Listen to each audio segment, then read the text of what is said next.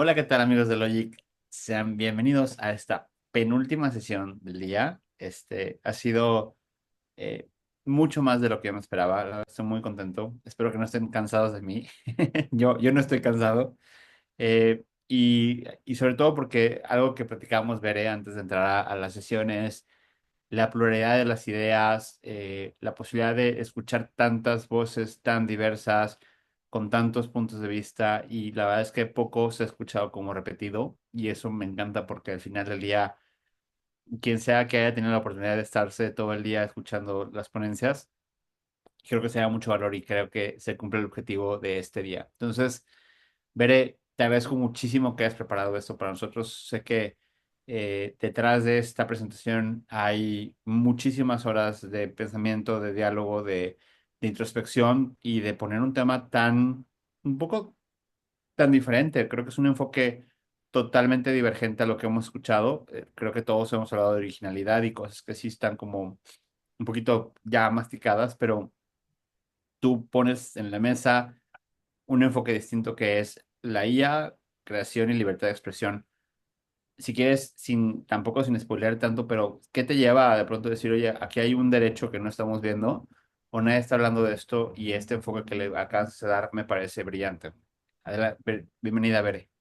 Hola Ricardo, muy buenas tardes a todos, muchas gracias. La verdad es que gracias por el espacio siempre y siempre son súper generosos conmigo y ahora sí que puedo platicar de cosas que empiezo como dices, a pensar, ¿no? Eh, la verdad es que desde la trinchera en que me encuentro, que es, a lo mejor muchos de ustedes no saben, pero yo trabajo en la sala especializada en materia de propiedad intelectual y mi trabajo es formular proyectos de sentencia, ¿no? En materia de propiedad intelectual. Entonces eso, pues obviamente al estar analizando casos, leyendo, etcétera, pues de repente es inevitable que mi mente no se guíe hacia posibles planteamientos que puede haber en un caso u otro e incluso futuros. Y una cosa que me parece fundamental es hablar de derechos humanos porque los derechos humanos son una clase de derechos que son fundamentales para nosotros y que como autoridad tenemos que observar. Y el derecho de autor no escapa de esto. Y estas interacciones que está abriendo con inteligencia artificial, pues también los tocan, ¿no? Entonces, pensando un poquito en cómo se tocarían algunos otros, o sea, cómo pueden interaccionar o cómo interactuar otros derechos humanos, pues empecé a ver el contenido de otros derechos, como es el de libertad de expresión, ¿no? Que conlleva esta idea de la posibilidad de manifestarse, de expresar, pero no nada más está el contenido de lo que se busca expresar, sino también la libertad de escoger las herramientas, los medios a través de los cuales nos expresamos. Y la IA, pues, es una herramienta, ¿no? Entonces, por eso se me hizo interesante abordar el tema desde esta perspectiva y no dejar de considerar y también poner en el foco la parte de derechos humanos en el análisis de casos sobre autoría e inteligencia artificial, que mucho involucra originalidad hoy en día. Muchísimas gracias, Bere, gracias por esta introducción.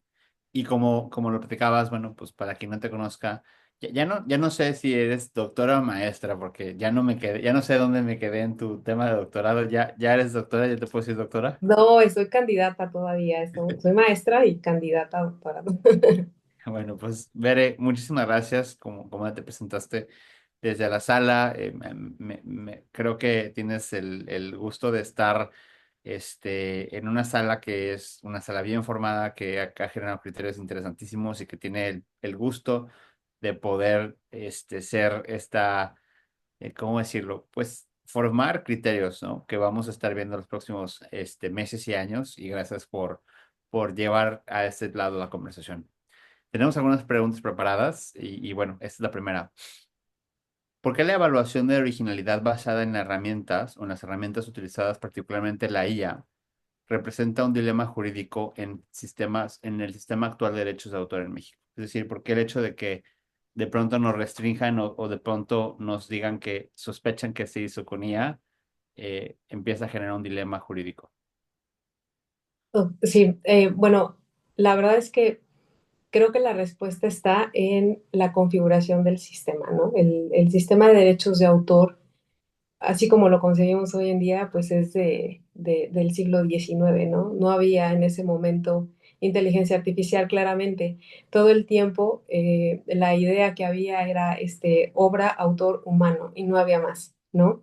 Entonces, el dilema central creo que es que el sistema actual y el que tenemos desde entonces nunca contempló creaciones no humanas o en cuyo proceso interviniera un ente que no es humano, ¿no? En el proceso creativo.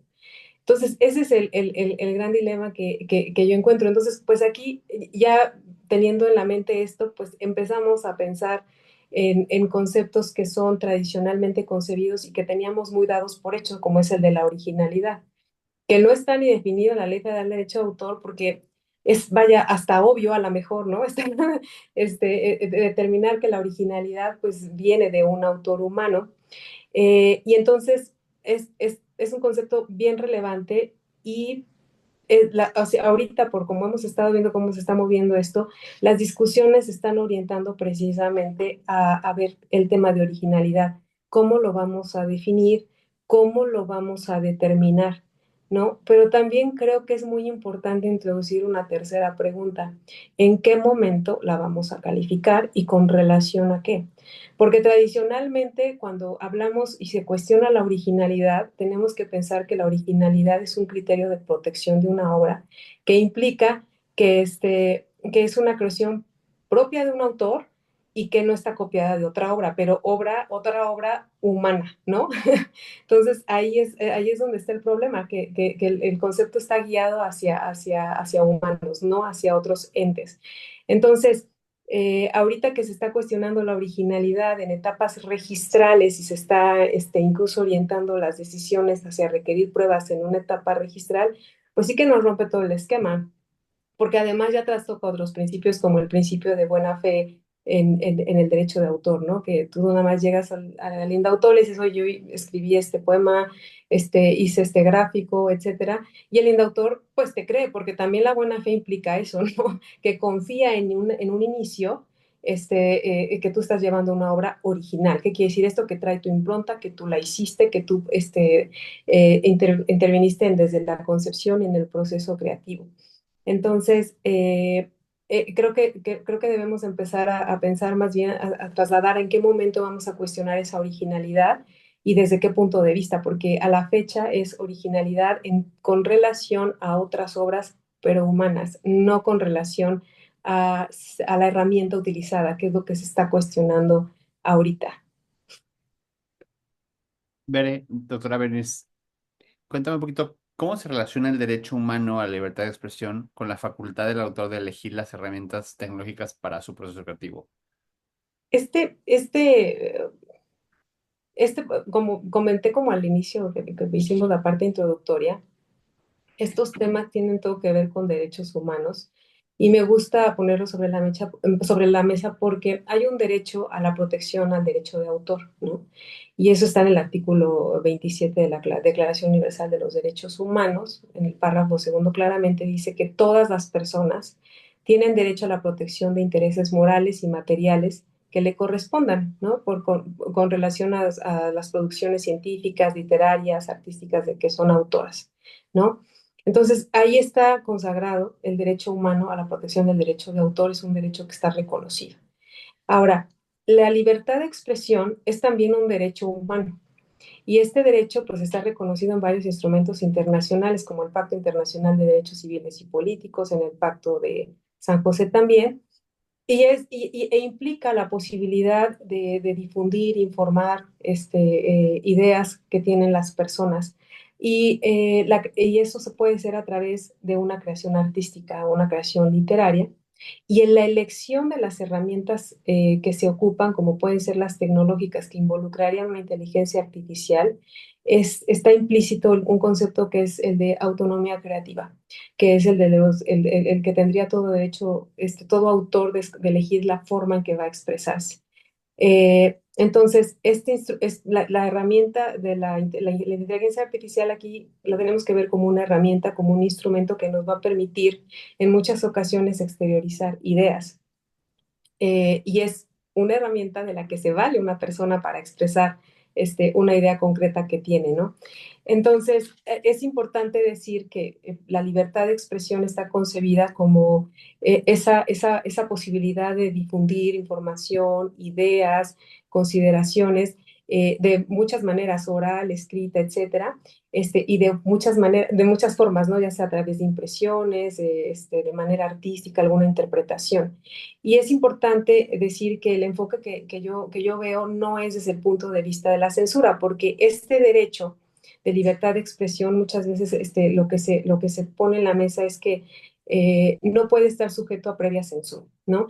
Y lo que quiero destacar aquí es que cuando el autor te dice no te inscribo la obra porque no, a lo mejor no hay una suficiencia en la originalidad, no es que te esté censurando y que no, con eso ya está afectado tu derecho a libertad de expresión, porque la censura es que ni siquiera puedas divulgar, ¿no? Y aquí lo importante es que sí puedo divulgar una obra creada con inteligencia artificial. El problema no es ahí. El problema es que no me lo va a proteger, ¿no? No va a ser susceptible de reconocimiento a través del derecho de autor. Es un poquito diferente. Pero sí lo quiero aclarar porque no es una censura propiamente. Lo que dice el indautor es, puedes difundir, pero no te voy a proteger. Y desde ese punto de vista, la arista que yo quise destacar es no, esta posición del indautor a lo mejor no impide que me exprese, pero sí está debilitando beneficios que podrían aparejarse a través del fruto de esta expresión, ¿no? De esta expresión que venimos dando. Y se puede traducir, por ejemplo, en debilitar incentivos económicos. También tenemos que ver que equilibrar, ¿no? Todo el sistema de propiedad intelectual siempre hablamos de equilibrios. Y aquí el tema es que se están buscando a través de restricciones, buscan proteger la autoría humana, pero con eso podemos frenar la expansión de nuevas formas de expresión, de nuevas herramientas de expresión. Y les voy a poner un ejemplo que tengo, ¿no? Yo, por ejemplo, a lo mejor y es que esto tiene que ver con democratizar el uso de tecnologías y que eso nos beneficia a todos y trae aparejado otro derecho que es el derecho, que también es un derecho humano, al goce de los beneficios de los avances tecnológicos, ¿no? Que ese es un derecho que tienen todas las personas también, porque aquí ya no está, o sea, lo que debemos buscar es un equilibrio de todos los intereses y todos son legítimos. Y el ejemplo que yo te pondría es, por ejemplo, yo tengo unos personajes, ¿no? Ahí que tengo unos dibujos, tengo un montón, todos en torno al mismo personaje, pero en diferentes situaciones. Pero ¿qué sucede? Yo al querer animarlos, pues antes de la inteligencia artificial, pues yo necesitaba, a lo mejor si era a través de mecanismos o de herramientas previas a la IA, pues no tendría acceso a ellas porque son caras y son muchas. ¿No? No tendría, por ejemplo, cámaras especiales para fotografiar cuadro por cuadro a mis personajes, como elementos como de edición para cortar y pegar, ¿no? Y cargar todo y hacer todo un videograma, eso yo no lo tendría. No tendría este software de animación 2D o 3D, todas esas cosas no las tengo. Pero a través de una inteligencia artificial, muchas de esas cosas las puedo obviar y a lo mejor ya puedo generar algo y ahí está puedo generar yo un videograma. Entonces, a lo mejor eso no implica que yo sea menos autora, ¿no? Sobre todo si yo guíe toda esta información. Entonces, es ahí donde veo esa relación, cómo se podría estar afectando de manera indirecta un derecho en torno a la posibilidad de la autonomía creativa de un autor a la hora de elegir una herramienta, un instrumento con el cual expresarse. Sí, algo, y es muy valioso, la verdad es que no había considerado este enfoque, pero creo que cada vez es más fácil, al menos en las redes sociales veo más memes o más gráficos o más creaciones, particularmente LinkedIn te marca si detecta que se suponía, pero democratiza algo que a lo mejor antes hubiera sido difícil, a lo mejor la expresión no se hubiera dado si no hubieras tenido una herramienta. Antes tenías que usar Illustrator o Canva o alguna herramienta de diseño y hoy cualquier persona con acceso a ChatGPT que le pida un diseño o un meme o una instrucción específica de cómo le gustaría que saliera una imagen, tiene la capacidad de crear una imagen, ¿no? A ver, no me estoy yendo a un extremo de una persona que a lo mejor no tiene extremidades o lo que sea, pero a lo mejor las capacidades y las habilidades no estaban ahí y la posibilidad de tener una herramienta que te democratiza la capacidad creativa o te facilita el hecho de crear, como tú lo comentas, una animación, pues es, o sea, desde cierto punto sí es democratizar el acceso a la creación con una herramienta que antes no podíamos tener, ¿no? Es decir, no sé, es un approach súper interesante y te agradezco mucho porque es una visión completamente diferente a lo que hemos visto hasta ahora. Sí, pienso como que sí democratiza la posibilidad de acceder, o sea, a nuevas formas de expresión y creo que, o sea, un papel del Estado, y es que además tenemos que verlo en sintonía con la obligación que tiene el Estado de observar derechos humanos y en la Constitución está claramente establecido que el Estado debe garantizar que todas las personas accedan a los beneficios del desarrollo tecnológico, ¿no? Y este es uno, y es muy importante, o sea, sí nos pone en jaque con relación a muchas cosas, pero digo, la construcción misma del derecho de autor nos las está poniendo nos está llevando a cuestionar y ver si realmente es suficiente como está ahorita, ¿no? O repensar muchas de nuestras estructuras actuales y conceptos actuales. Veré, la verdad es que a ver, y aquí creo que me encantaría tu input, porque en el jaloneo que me di o que nos hemos dado en este proceso de rompehielos ante Indautor, parte importante de lo que Indautor comentaba era, yo no estoy obligado como autoridad a ver ningún antecedente internacional porque tenemos soberanía y tenemos ley propia y lo que sea que pase en Timbuktu a mí no me importa. Yo no estoy regido por la ley de Timbuktu y tiene razón. O sea, es real, sí. Punto a tu favor, toda la razón.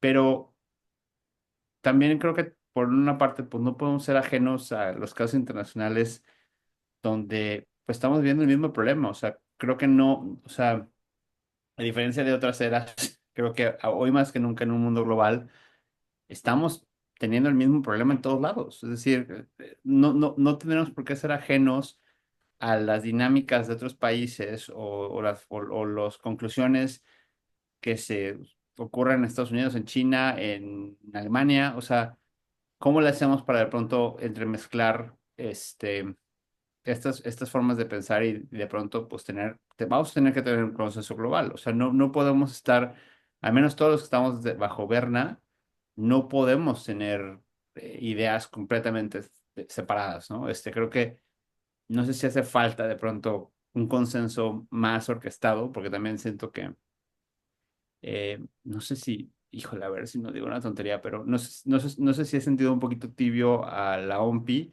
en el sentido de por lo pronto no mover nada o no pronunciarse demasiado al respecto, ¿no? Bueno, Eh, es que tu planteamiento es muy genuino y muy legítimo y tienes toda la razón. Lo que pasa es que el tema es que todo esto es terreno en construcción y en evolución. Entonces, todos los países están enfrentando las mismas situaciones porque pues esto es global y se está moviendo muy a la par en todos lados. Y los conflictos que están surgiendo pues son muy parecidos. Y eso lo digo porque pues obviamente, por ejemplo, tenemos los casos que se están planteando tanto desde el punto de vista registral como SARI of the Down o el de A Single Piece of American Cheese, que es en la parte registral, como en asuntos con temas ya que escalan a infracciones a derechos de autor, pues bien identificados como son los casos de Meta y Anthropic, ¿no? Entonces, hay como de todos. Lo que yo creo, la verdad es, y lo digo también como a título personal, en opinión, cuando en algunas situaciones, en algunos casos, traen resoluciones que son de otros países, lejos de decir, es que esta es mi ley y aquí me voy a quedar y estos son mis criterios, eso es verdad, ¿no? O sea, hay soberanía, tenemos una legislación propia, pero cuando vemos lo que se están haciendo, lo que está pasando y se está haciendo en otros lados, para nosotros es muy orientador, ¿no? Cómo están viendo en otros lados las mismas figuras y lo que nosotros tenemos que hacer es ver si desde nuestra tradición jurídica y cómo hemos nosotros concebido, conceptualizado el derecho de autor y el contenido que tiene, nos resultaría óptimo aplicarlo. ¿no? Porque a lo mejor, por ejemplo, y pasó en un caso de patentes, ¿no?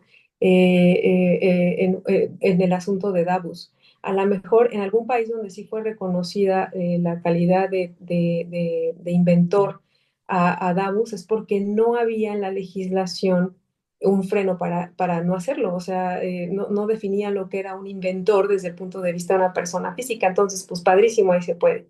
Acá sí tenemos un freno. El artículo 12 de la Ley Federal del Derecho de Autor claramente dice que inventor solo es persona humana y la Ley Federal de Protección a la Propiedad Industrial pues también nos dice que un inventor es una persona física, ¿no? Entonces, esto es así como yo creo que debiéramos verlo, ¿no? O sea, que dicen que, o sea, luego hay argumentos interesantes con relación al contenido de las mismas figuras, cómo conciben elementos de originalidad, qué pensamientos tienen en torno a si es necesaria una prueba y en qué momento, ¿no? O sea, todo eso es interesante y pues eso definitivamente nos da lecciones, ¿no? Nos permite ver hacia dónde se están conduciendo ciertos criterios y construir los propios, ¿no? Gracias, Bere. Vamos con la siguiente pregunta y es, ¿existe alguna tensión entre el mandato constitucional de promover el acceso a los avances tecnológicos y las restricciones actuales con el registro de obras creadas con IA? Sí, sí, es una tensión también aquí con este otro derecho, que también es un derecho humano, porque nuestra Constitución reconoce que el Estado debe promover la ciencia, la innovación y el acceso a avances tecnológicos y va de la mano del reconocimiento de este derecho de acceso a acceder a la cultura, a los avances tecnológicos. Y esto implica no solo fomentar que haya investigación, sino también facilitar que la sociedad se beneficie de estos avances, ¿no? Entonces aquí tenemos como titulares desde dos perspectivas cuando nos aterrizamos en el derecho de autor. Por un lado está la sociedad que tiene derecho a acceder a la información que se genere inclusive con herramientas de inteligencia artificial, ¿no? Que a obras posiblemente tienen que tener esa posibilidad. Pero también del lado de las personas que son creadoras, pues ellos tienen derecho a beneficiarse de estas nuevas herramientas, de estas nuevas formas de expresión y solamente se pueden, acuérdense que todos los derechos humanos, si se van a restringir, tienen que ser bajo condiciones muy específicas y a lo mejor ahí nos falta como asomarnos un poquito a esas tensiones en torno a estos derechos y ver si por ahí podríamos identificar algunas soluciones. En el caso si negamos el registro o la protección, o vamos a decir así, el reconocimiento de protección a creaciones que están asistidas con inteligencia artificial, la atención está ahí, o sea, podemos ver esto como un freno a este otro mandato de aprovechar el valor y aprovechar el valor de la tecnología, ¿no? Entonces es ahí donde está esta tensión y es una tensión pues muy estructural que sí vale la pena como que pensemos y planteemos, sobre todo porque también hay que ser congruentes con los mandatos que tenemos desde otras perspectivas. Por eso me interesa mucho y me gusta mucho hablar de los otros derechos humanos que podría estar jalando esta situación y que tendríamos que observar también. Me encanta, es una óptica, o sea, desde el principio te lo dije y lo repito, es una óptica completamente diferente, este, que la verdad es que no se ha explorado tanto, o sea, digo, si a alguien le gusta el litigio estratégico, tome nota de todo esto, porque de verdad es que son cosas que son planteamientos muy, muy interesantes y evidentemente, bueno, pues hay que llevarlos a cabo, pero de entrada, da mucho que pensar. Y bueno, esto lo hemos platicado de diferentes ópticas el día de hoy, pero tu opinión me encantaría escucharla. ¿Qué criterios objetivos podrían aplicarse para evaluar la contribución creativa humana en obras donde se ha utilizado IA como herramienta de apoyo? Pues ahorita, la verdad es que hemos estado platicando como eh, que todo se está concentrando ahí, ¿no? En evaluar la contribución creativa humana, ¿no? Es donde está puesto el foco ahorita en las oficinas en algunas oficinas registrales, ¿no? De derechos de autor. Y el problema que existe es, yo creo, desde el punto de vista del sistema mismo, porque la originalidad la estamos viendo desde una forma tradicional y estamos tratando de colocar ahí obras que ya están generadas a través de una herramienta que tienes autonomía. Entonces, eso es muy complicado. Y pues porque ya no podemos quedarnos en la tradición de decir es que es obra contra obra, pues no, o sea, ya la originalidad ya no está ahorita vista desde el punto de vista de otro creador al que pudiera afectarse y que eso dará problemas para otras cosas, ¿no? Y posteriores, o sea, en el momento que digan, oye, esta obra no debió registrarse porque está hecha a partir de otra y no estuvo un reconocimiento o lo que tú quieras de obra derivada o como sea, este, el planteamiento no está ahí. Hoy lo que está sucediendo es que la originalidad se está valorando en términos de la suficiencia del aporte del autor. Entonces está llevando a la calificación del grado de aportación del autor y esto es muy peligroso, ¿no? Creo que ya se ha comentado también en otras charlas porque a juicio de quién, de la oficina registral, con qué elementos, pues son muy subjetivos, muy probablemente, y los parámetros, ¿no? A través de porcentajes a mí me estalla mucho la cabeza, la verdad, es decir, a través de porcentajes, porque qué tanto es, qué tanto se va a necesitar, qué tanto se puede necesitar, o cómo vamos a juzgar si dos instrucciones o 100 o 1000 o 5000 son suficientes para determinar que hay suficiente aporte humano, ¿no? Entonces, valorar la originalidad en torno al aporte del ser humano desde el punto de vista de la herramienta utilizada, pues es el foco del problema, pero creo que es parte de cómo estamos concibiendo a través de un sistema, pues ya que nos ha funcionado siempre, pero ahorita ya tiene una capa de complejidad que no va a ir para atrás. Entonces, sí necesitamos repensar cómo lo vamos a determinar. Y yo insisto, ¿en qué momento? No sé si cabe hacerlo en la etapa registral, atendiendo al principio de buena fe que opera en el derecho de autor y a la fecha, ¿no? O sea, eso funciona así. El cuestionamiento de la originalidad viene después y pues lo que se hace es una anotación marginal que dice que está nulo el registro, ¿no? Si se cuestiona que no es original la obra, pero por herramienta nos introduce unos planteamientos que son los que nos tienen ocupados ahorita, tanto a la Oficina del Derecho de Autor como ahorita al proyecto de Rompehielos, por supuesto, y a la sala en algunos momentos, ¿no? Veré, sin que suene repetitivo, porque lo acabas de mencionar, pero ¿consideras apropiado que el autor deba cargar con la carga de la prueba de demostrar la originalidad de su obra cuando se sospecha que se usó IA? ¿O esto invierte indebidamente la presunción de autoría? ¿Y qué significa esto para el sistema? Lo que implica es romper con el principio de buena fe, ¿no? Que existe en torno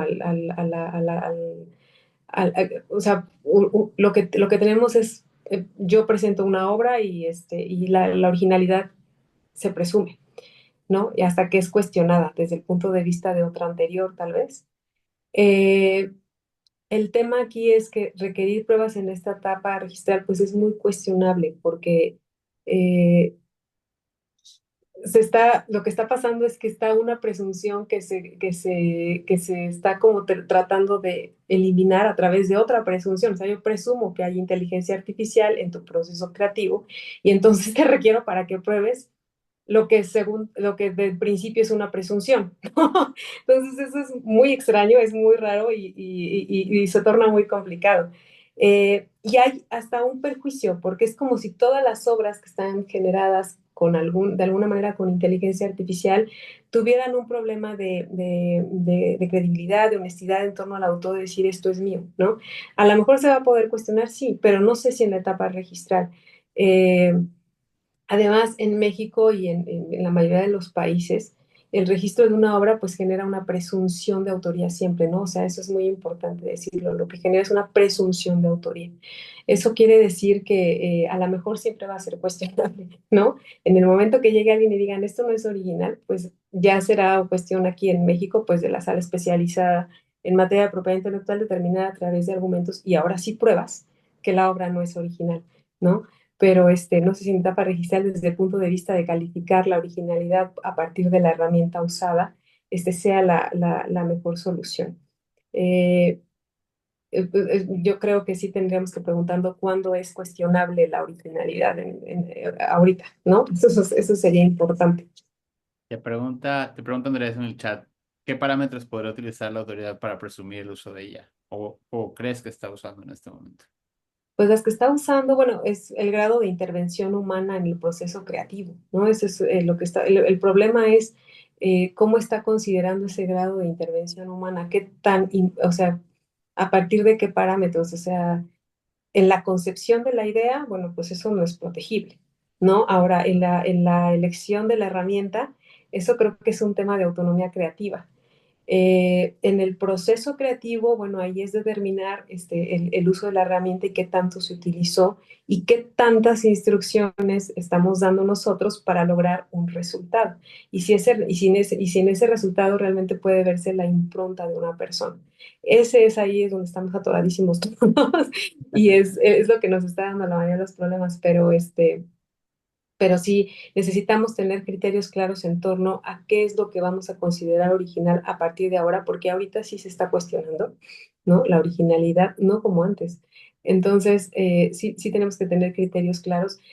No sé si a través de ya una legislación, de la legislación, o ahorita que está en construcción los criterios de inicio por parte del indautor y luego por la sala, pero sí es necesario abrir camino ahí.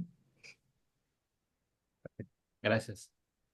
Eh, ¿Cómo podría afectar a la competitividad de los creadores mexicanos el no poder registrar obras que sí obtendrán protección en otras jurisdicciones? Este es un problema que puede implicarnos rezagos, porque decía el doctor Jalife que hay que estar a la par, ¿no? Y subirnos a donde están haciendo otras cosas. Y eso es muy importante porque siempre buscamos como sociedad, como Estado, crecer, fundamentalmente. Entonces, cuando no, si, por ejemplo, si los creadores mexicanos empiezan a ver que aquí hay un freno por ese uso de herramientas, pues va a haber una pérdida a lo mejor de algunos incentivos económicos, porque si en otras jurisdicciones sí hay una protección, pues obviamente se permite una protección que permite el acceso por ejemplo, a contratos, ¿no? A pelear una exclusividad, a la facultad de licenciar y explotar contenidos. Entonces, si los autores nacionales quedan fuera por esta situación, pues sí se puede traducir en una desventaja competitiva, porque no van a poder asegurar de alguna manera la exclusividad sobre su creación, para explotarla, etcétera. Entonces, ese es un punto, ¿no?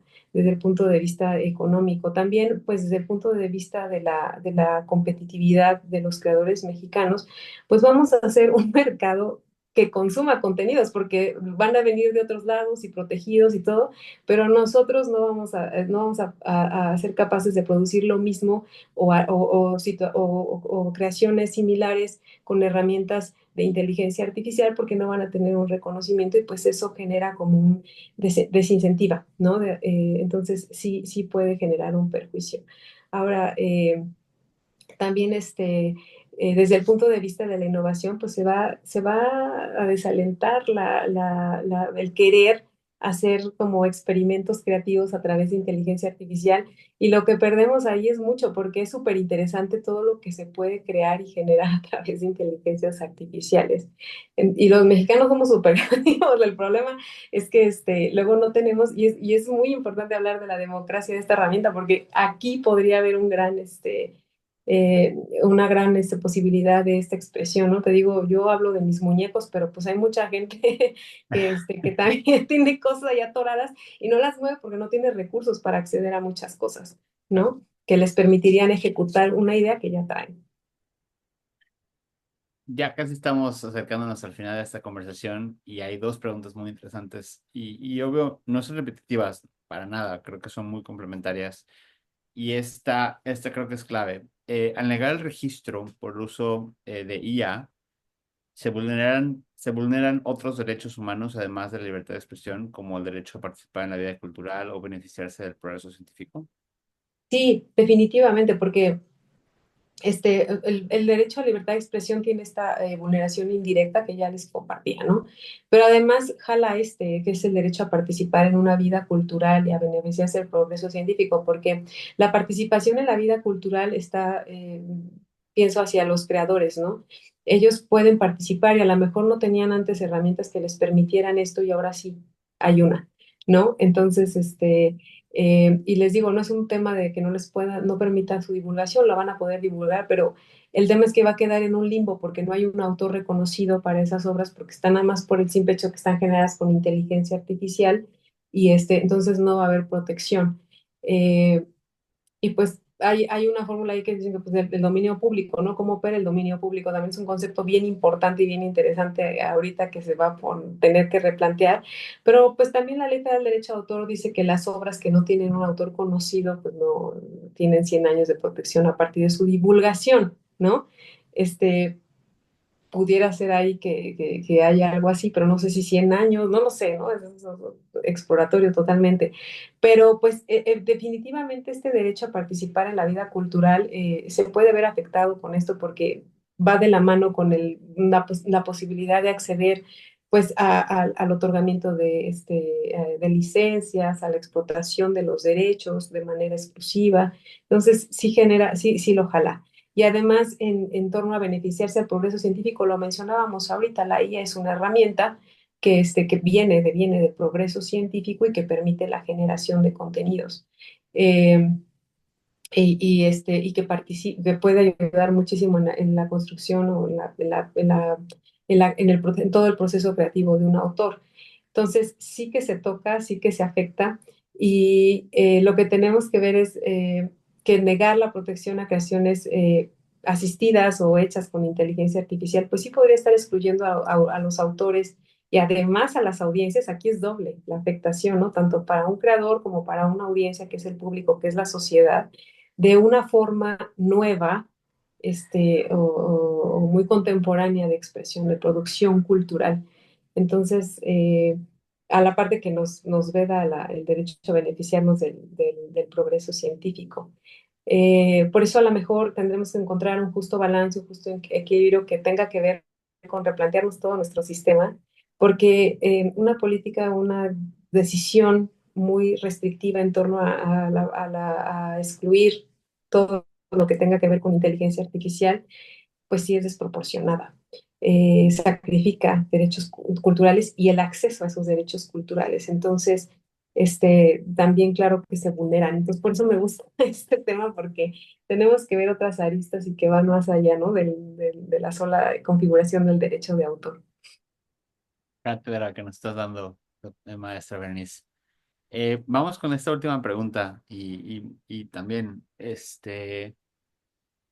qué gran forma de cerrar, porque este derecho de paternidad, estos derechos morales, eh, son clave en la configuración del derecho de autor en nuestro país.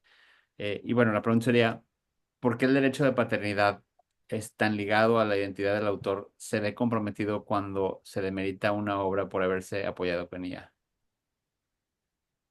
Me gusta esta pregunta porque el derecho de paternidad o sea, es que es el que une al autor con la obra, ¿no? Fundamentalmente, esa es la conexión entre el autor y la obra.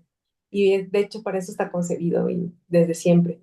Entonces, lo que hoy vemos es la amenaza de no de una afectación de otro humano hacia otro humano, sino que se está cuestionando el prestigio de un autor o de la autoría de una persona, ¿no? Y eso afecta mucho porque el desconocer que hay una autoría, este, pues le quita al autor la posibilidad de reclamar la autoría, que es precisamente el contenido del derecho de paternidad, ¿no? Esa posibilidad de reclamar en todo momento que una obra es de una persona determinada, ¿no? Esa conexión se pierde. Eh, este derecho, pues ya entonces está comprometiéndose cuando en una obra asistida con inteligencia artificial se tiene que superar una prueba de originalidad. Creo que es así, y digo, todo viéndolo desde la etapa registral se cuestione, porque ahí ya lo que se cuestiona es que una obra no tiene el mérito suficiente a partir de la herramienta con la que fue generada, y se cuestiona la impronta personal de un creador humano, aun cuando haya tomado decisiones fundamentales en el proceso creativo, ¿no? Y ahorita que preguntaban, ¿qué parámetros deben tomarse en cuenta? Pues es la idea, la dirección, a partir de ahí se debe, pero no sé si tiene que ser en la etapa registral, porque pues también tenemos que ver cómo está configurado todo el derecho de autor. Afecta desde el punto de vista de la identidad del autor, porque lo que estamos diciendo es la obra no es tuya, ¿no? Estamos cuestionando esa paternidad. Y eso se traduce pues en un debilitamiento en el reconocimiento de su calidad como autor. Y además, pues también, como ya hemos mencionado, lo jala, ¿no? Se reduce la posibilidad de una explotación económica porque es una obra que no va a tener protección. Entonces eso desincentiva totalmente. Y pues obviamente pues autores que puedan estar generando cosas con inteligencia artificial lo van a dejar de hacer. Y eso pues trae aparejadas otras consecuencias de las que ya hemos hablado, ¿no? Pérdida de competitividad, por ejemplo. Bere, hemos llegado al final de la sesión. Este, Estoy encantado de haber escuchado esta sesión. Es un approach fresco, diferente, súper ligado a los derechos humanos, súper ligado a derechos fundamentales, una óptica completamente diferente. La verdad es que te celebro mucho, te felicito por la claridad y la calma con la que desarrollas estos conceptos tan interesantes. De verdad, no tiene desperdicio esta conversación, es como para leerlas, estudiarla y tomar apuntes. Así que te felicito muchísimo por lo aportado y te agradezco mucho también por estar con nosotros hoy, por verter esta información en este momento tan importante. Creo que los próximos meses y años van a ser importantes para construir el México que queremos de forma conjunta. Así que muchas gracias por sumar a esto. Muchas gracias, Richie. Muchas gracias a todos, al equipo de Logi que siempre son tan generosos conmigo. Les agradezco muchísimo el espacio y nos vemos muy pronto. Gracias a todos. Gracias, Bere. Nos vemos. Bye.